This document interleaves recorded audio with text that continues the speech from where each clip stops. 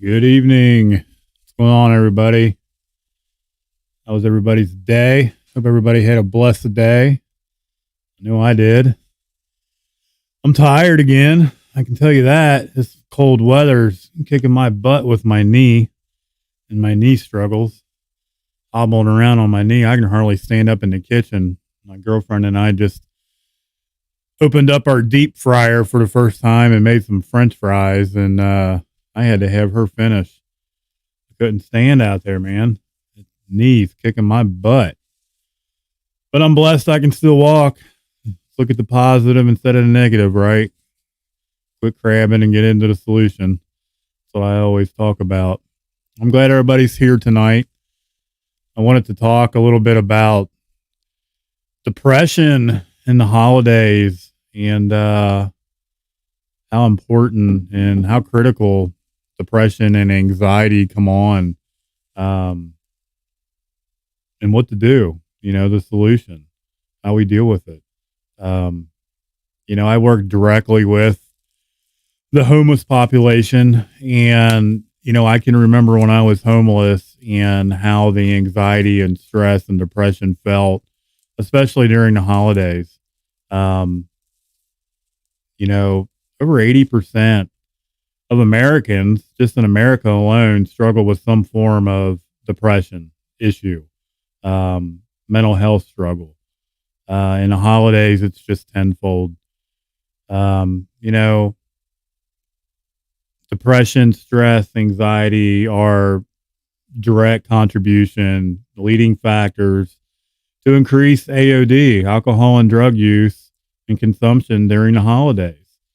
Um, that feeling of being alone, relationship struggles, sticky situations, maybe with family, money struggles, um, death. Unfortunately, I hate to bring it up, but it's reality. It's life.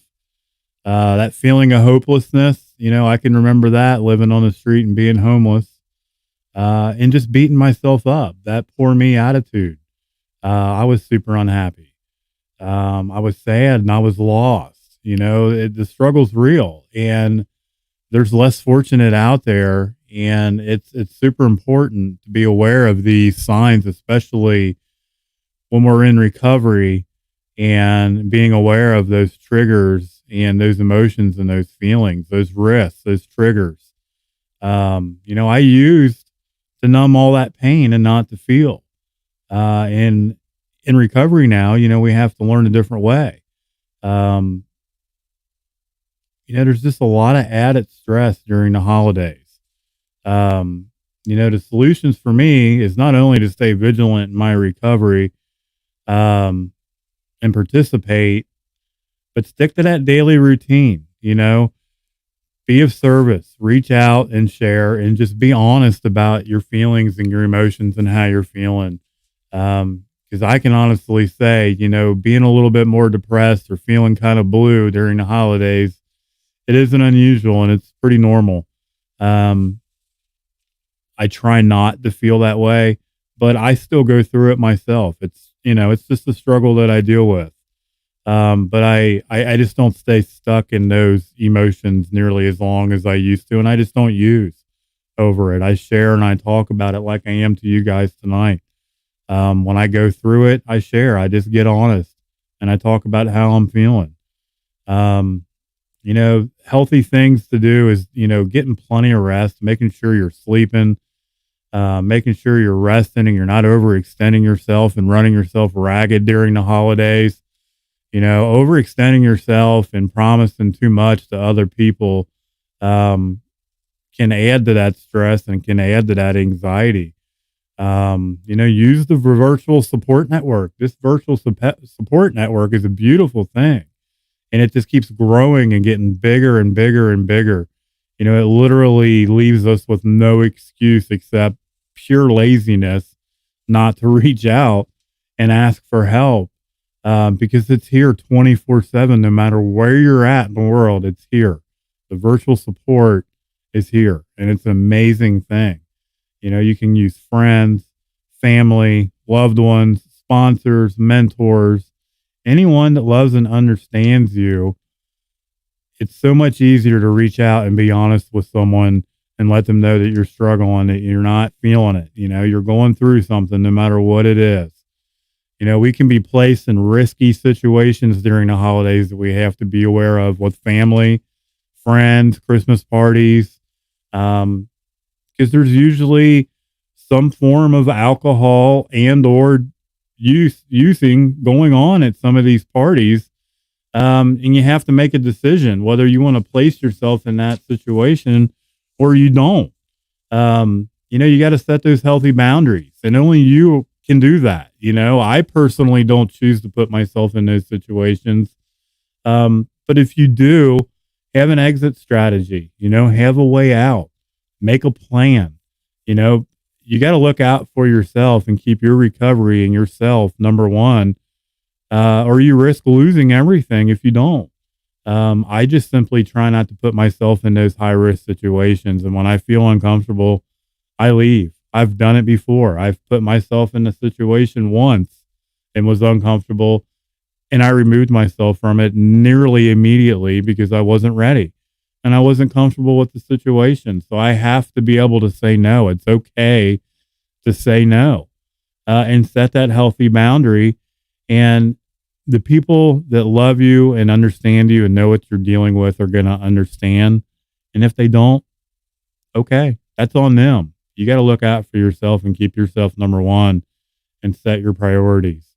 You know, there's going to be principle before personality issues at parties and things like that.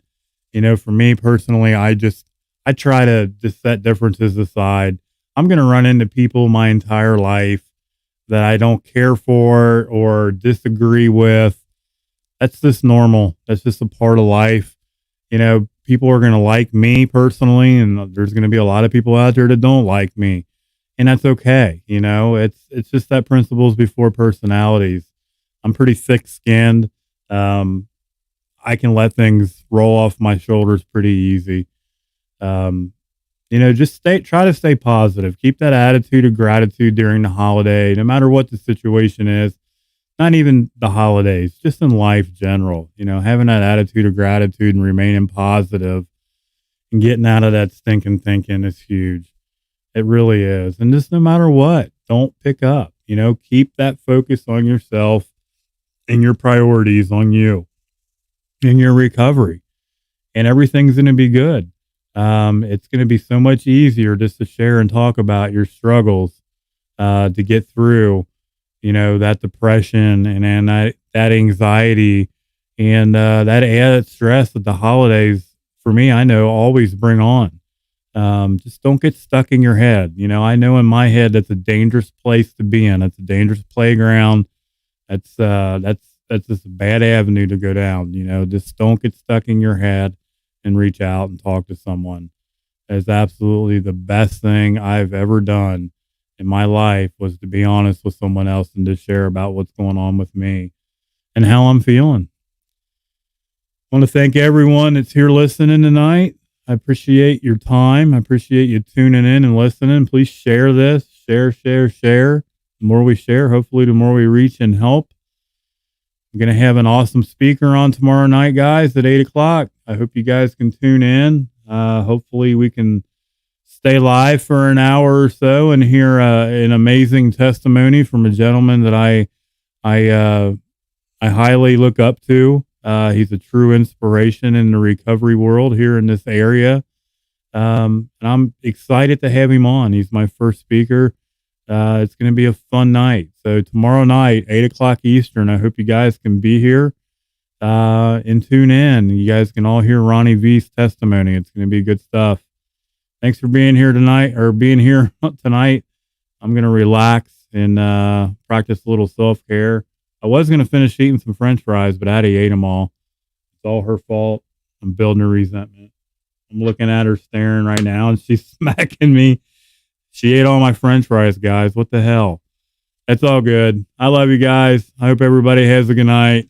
We'll talk to you later. Night.